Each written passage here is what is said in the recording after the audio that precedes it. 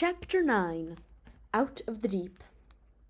In Bigman's memory afterward, the events of the next hours were as though viewed through the reverse end of a telescope, a faraway nightmare of confused events.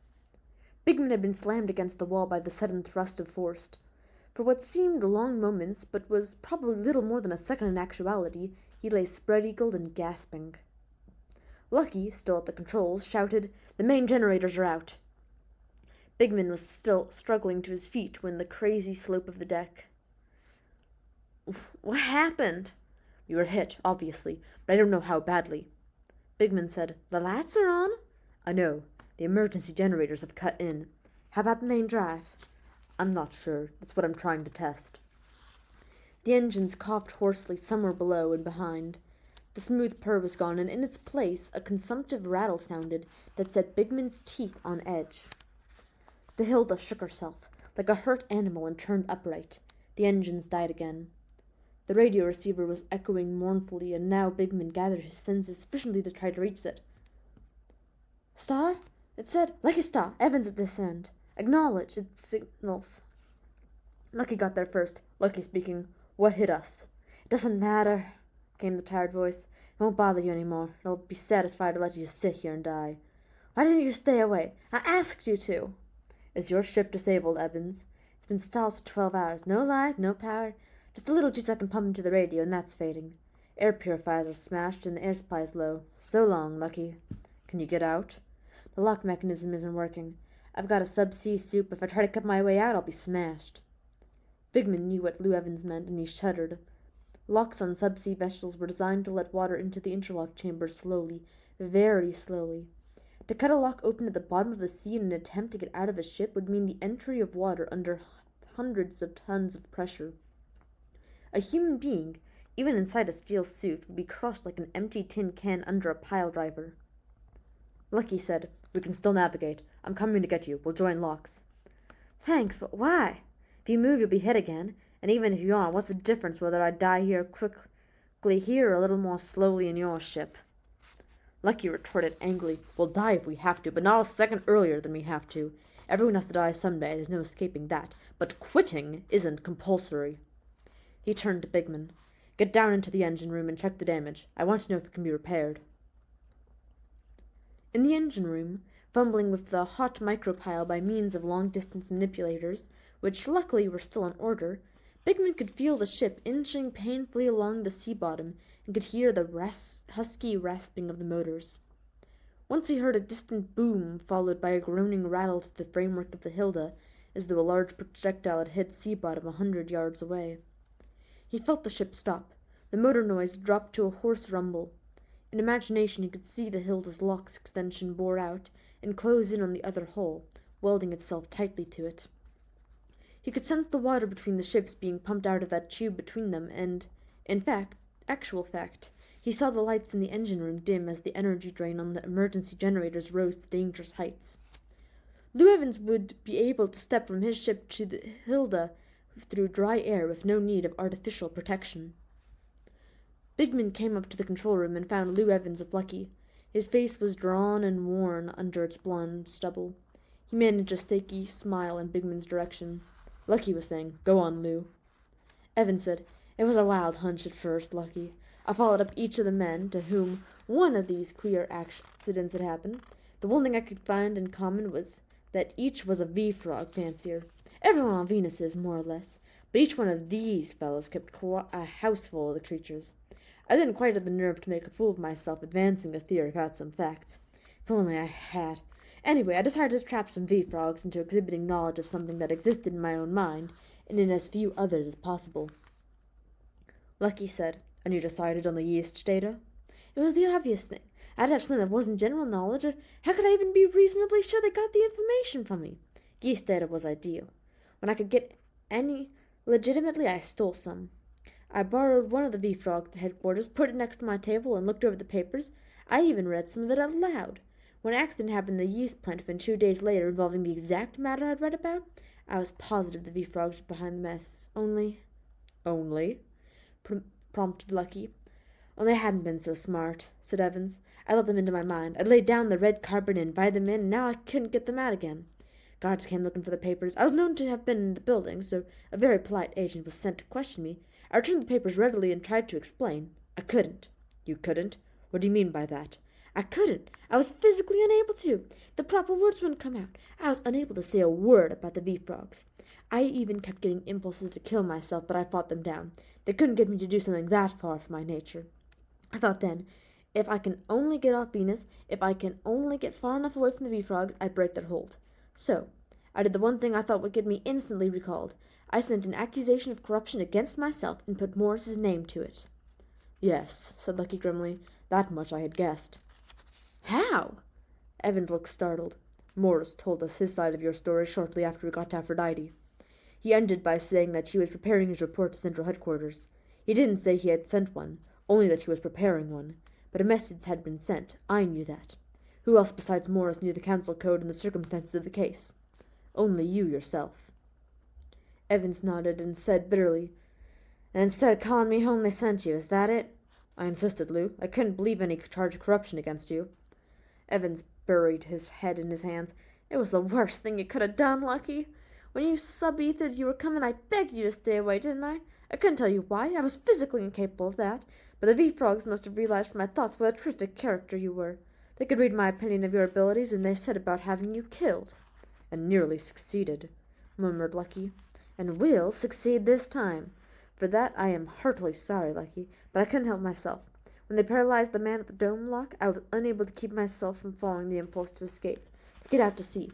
And of course you followed. I was the bait, you were the victim. Again, I tried to keep you away, but I couldn't explain. He drew a deep, shuddering breath. I can speak about it now, though.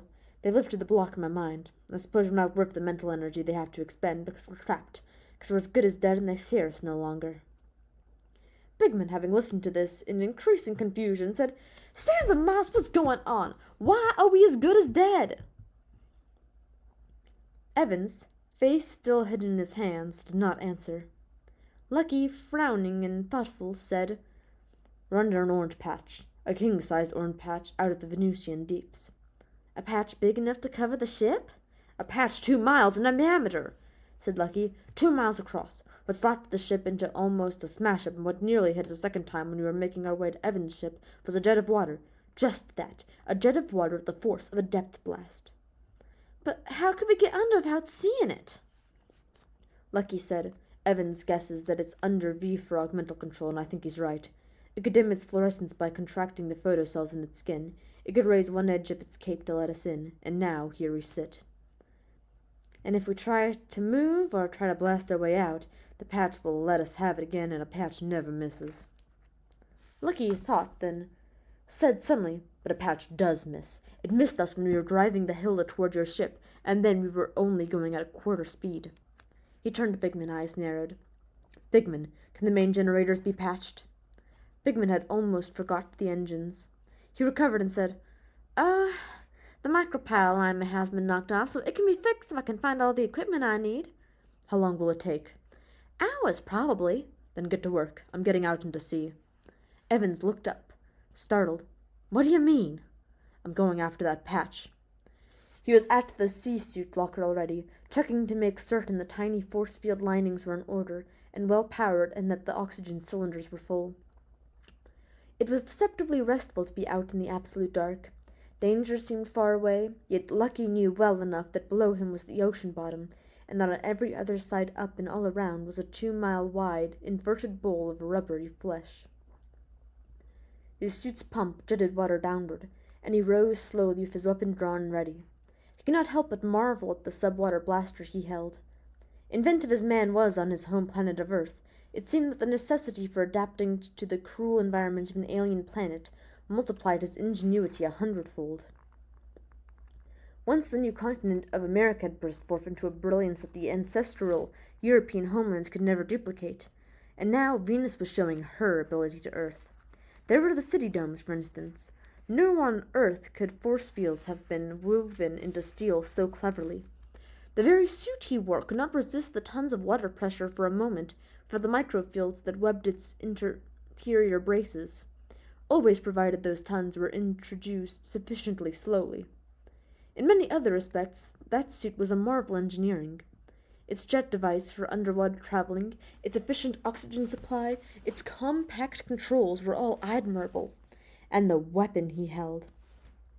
But immediately his thoughts moved to the monster above. That was a Venusian invention too, an invention of the planet's evolution. Could such things be on Earth? Not on land, certainly. Living tissue couldn't support the weight of more than 40 tons against Earth's gravity. The giant brontosauri of Earth's Mesozoic age had legs like tree trunks, yet had to remain in the marshes so the water could help buoy them up. That was the answer. Water's buoyancy. In oceans, any size of creature might exist. They were the whales of Earth, larger than any dinosaur that ever lived, but this monstrous patch above them must weigh 200 million tons, he calculated. 2 million large whales put together would scarcely weigh that. Lucky wondered how old it was. How old would such a thing have to be to grow as large as 2 million whales? 100 years? 1,000 years? Who could tell? But size could be its undoing, too. Even under the ocean, the larger it grew, the slower its reactions. Nerve impulses took time to travel. Evans thought the monster refrained from hitting them with another water jet because, having disabled them, it was indifferent to their further fate. Or rather, the V-frogs who manipulated the patch were. That might not be so. It might rather be the monster needed time to suck its tremendous water sack full. It needed time to aim. Furthermore, the monster could scarcely be at its best. It was adapted to the deeps, to layers of water 6 miles or more high above it. Here its efficiency must necessarily be cut down. It had missed the Hilda on that second try, probably because it had not fully recovered from the previous stroke. But now it was waiting. Its water sack was slowly filling, and as much as it could in the shallow water surrounding it, it was gathering its strength. He, Lucky, 190 pounds of man against 200 million tons of monster, would have to stop it.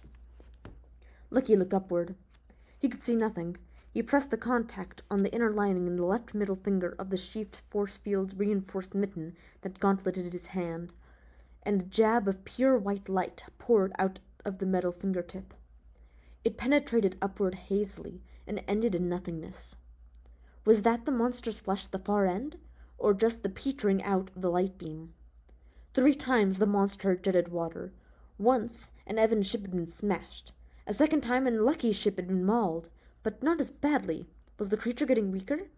A third time, prematurely, and the stroke had been a miss. He raised his weapon. It was bulky with a thick hand grip. Within that grip was 100 miles of wire and a tiny generator that could put out huge volts. He pointed it upward and squeezed his fist. For a moment, nothing. But he knew the hair-thin wire was squirting out and upward through the carbonated ocean water. Then it hit, and Lucky saw the results.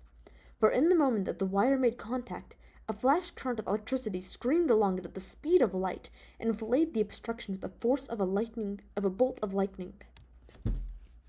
The hair-like wire gleamed brilliantly and vaporized steaming water into murky froth. It was more than steam, for the alien water writhed and bubbled horribly as the dissolved carbon dioxide gasped out. Lucky felt himself bobbing in the wild current set up. Above all that, above the steaming and bubbling, above the water's churning and the line of thin fire that reached upward, there was a fireball that exploded.